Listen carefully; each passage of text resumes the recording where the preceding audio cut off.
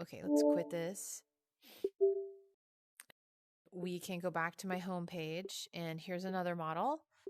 We should be able to enter this one, and it should, because it will have the correct code, it should allow us to enter VR, and there we have it. And so this is what I would say one of the most underutilized, easiest virtual reality experiences you could ever create for someone, and yet it is barely being used. And look, it does take a minute to render, but once it renders out, I mean, the photorealism, because it is a photograph, um, is amazing.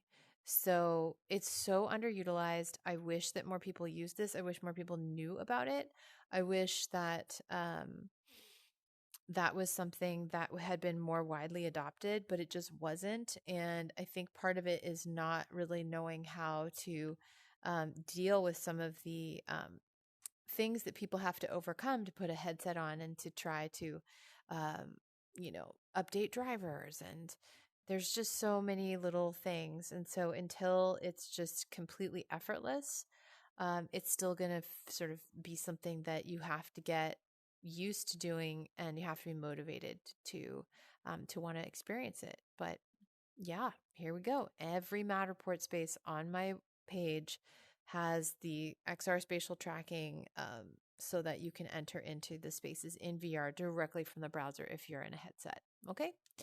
So yeah, that's about it. And if you like this video, of course, I will be making more, but I wanted to share this with you as part of some of the content that I think for PMRE, which is coming up in just a short while. And it's also just as part of my explorations and sharing with you what immersive media for real estate can look like with content that you already have. So, all right, thanks so much.